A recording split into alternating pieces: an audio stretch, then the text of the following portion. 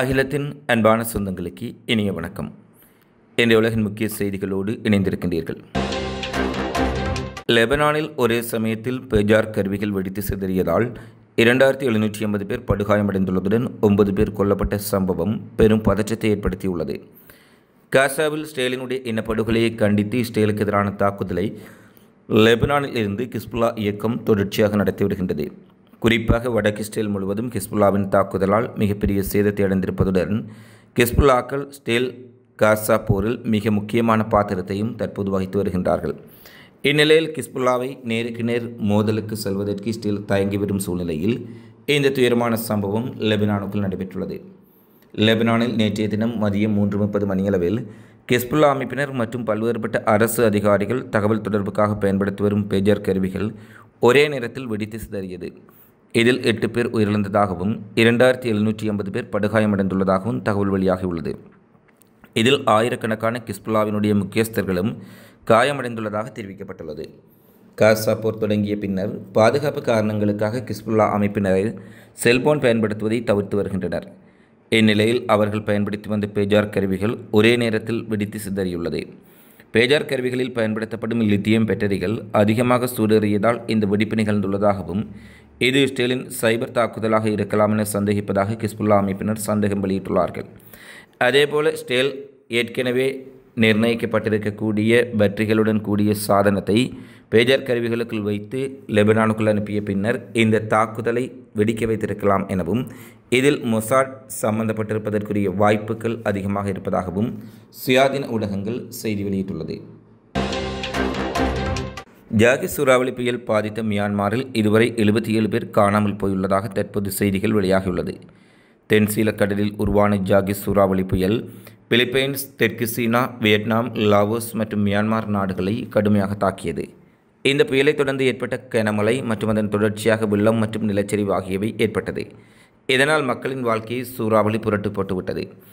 இந்நிலையில் மியான்மரில் ஏற்பட்ட வெள்ளம் மற்றும் நிலச்சரிவுகளில் சிக்கி குறைந்தது 226 பேர் பலியாகியுள்ளார்கள். 77 பேர் காணாமல் போயுள்ளதாக அரசு ஊடகங்கள் செய்தி வெளியிட்டுள்ளது. மியான்மர் உள்நாட்டு போரால் பாதிக்கப்பட்டுள்ளதால் பாதிக்கப்பட்ட பகுதிகளுடனான தகவல் தொடர்பு சிக்கல்கள் காரணமாக உயிரிழப்பு எண்ணிக்கை மெதுவாக உள்ளது என்று அதிகாரிகள் தெரிவித்துள்ளார்கள். ஜாகி புயல் முன்னதாக வியட்நாம், வடக்கு தாய்லாந்து மற்றும் லாவோஸை தாக்கியது. இதில் வியட்நாமில் கிட்டத்தட்ட 300 பேரும், தாய்லாந்தில் 42 பேரும், லாவோஸில் 4 பேரும் உயிரிழந்துள்ளதாக தென்கிழக்கு ஆசிய நாடுகளின் ஒருங்கிணைப்பு மையம் தெரிவித்துள்ளது. பெருவில் பயங்கரமாக பரவிவரும் காட்டுத்தீயில் சிக்கி 15 பேர் உயிரிழந்துள்ளார்கள். உலகின் மிகப்பெரிய வெப்பமண்டல மலைக்காடு அமேசான் தென் அமெரிக்காவின் Brazil, Bolivia, Colombia, Ecuador, Guyana, Peru, Suriname, Venezuela, French Guyana ஆகிய நாடுகளில் அமேசான் காடுகள் பறந்து விரிந்துள்ளது. இந்நிலையில் பெருநாட்டில் உள்ள அமேசான் வனப்பகுதியில் மிக பயங்கரமான காட்டுத்தீ ஏற்பட்டுள்ளது. காட்டுத்தீ அந்நாட்டின் பல்வேறு மாகாணங்களிலும் பரவி பெரும் பாதிப்பை ஏற்படுத்தியுள்ளது. காட்டுத்தீயை கட்டுப்படுத்த தீவிர நடவடிக்கை மேற்கொள்ளப்பட்டு வருகின்றது.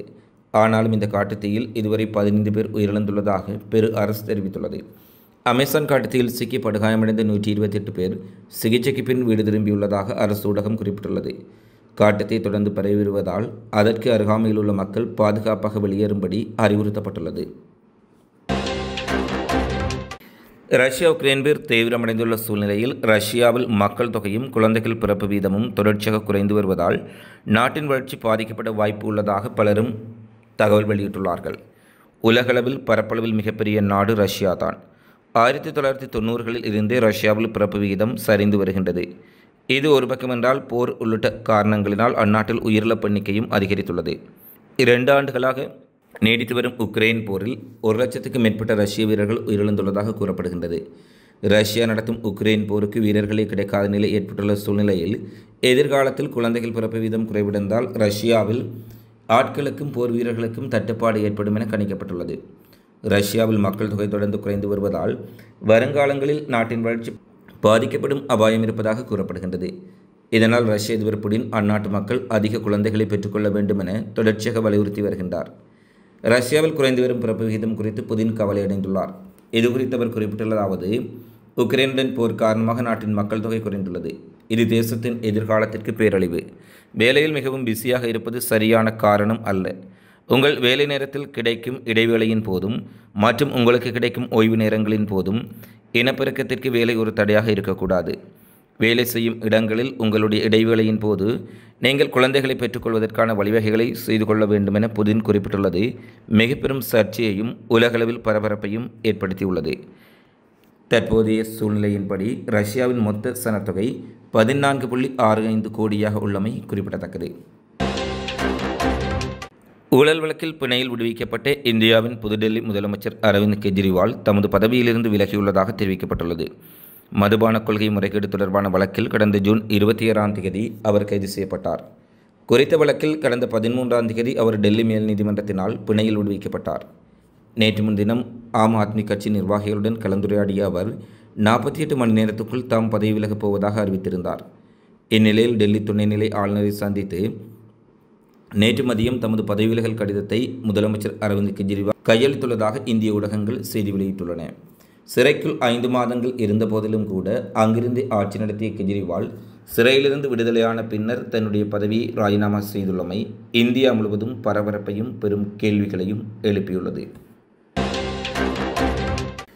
லெபனான் முழுவதும் நடந்த பயங்கரமான பேஜர் தாக்குதல்களைத் தொடர்ந்து இந்த தாக்குதலின் பின்னணியில் ஸ்டேலின் மொசாட் இருப்பதாகவும் இந்த தாக்குதலின் சூத்திரதாரிகளுக்கு மிக கடுமையான பதிலடி கொடுப்பதாக கிஸ்புல்லா தலைவர் உறுதியளித்துள்ளார். ஈரான் ஆதரவு பெற்ற கிஸ்புல்லா பேஜர்களை வெடிக்க செய்ததற்கு ஸ்டேல் முழு பொறுப்பு என்று தற்போது அறிவித்துள்ளது. தங்கள் விசாரணையில் ஸ்டேலின் ஈடுபாடு உறுதி செய்யப்பட்டுள்ளதாகவும் ஹிஸ்புல்லா ஸ்டேலுக்கு எதிர்பார்த்த மற்றும் எதிர்பாராத திசைகளில் பதிலளிப்பதாக உறுதியளித்துள்ளார். மேலும் ஹிஸ்புல்லா மீதான சைபர் தாக்குதலை கவுதிகள் மிக கடுமையாக கண்டித்துள்ளதுடன் இப்படியான தாக்குதல் ஊடாக போராளிகளின் உளவியல் கட்டுமானத்தை உடைப்பதற்கும் அவர்களுக்கு நெருக்கடி ஏற்படுத்துவதற்கும் ஸ்டேல் கணக்கு போட்டுள்ளதாகவும் ஆனால் இது ஒருபோதும் சரியாக அமையாதென்றும் இந்த இக்கட்டான சூழ்நிலையில் ஹிஸ்புல்லாக்களுடன் தோளோடு தோள் நிற்பதாக கவுதி படை அறிவித்துள்ளது. பாலஸ்தீன விடுதலைக்கு ஆதரவாக ஈராக்கிலிருந்து செயற்படக்கூடிய ஈராக்கிய எதிர்ப்பு இயக்கம் ஹிஸ்புல்லாக்கள் மீது நடத்தப்பட்ட சைபர் தாக்குதலில் ஆயிரக்கணக்கான போராளிகள் காயமடைந்த சம்பவத்திற்கு தன்னுடைய வருத்தத்தை தெரிவித்திருப்பதுடன் இந்த இக்கட்டான நேரத்தில் லெபனானில் உள்ள ஹிஸ்புல்லாவுக்கு தங்களுடைய முழுமையான ஆதரவை தெரிவித்திருப்பதுடன் ஹிஸ்புல்லாக்களுக்கு தொடர்ச்சியாக தாம் எப்போதும் ஆதரவாக இருப்போம் எனவும் ஸ்டேல் மொசாட்டினுடைய இந்த தாக்குதல்கள் காட்டுமிராண்டித்தனமானவை மட்டுமல்ல ஏற்றுக்கொள்ள முடியாதவை என தெரிவித்துள்ளார்கள்.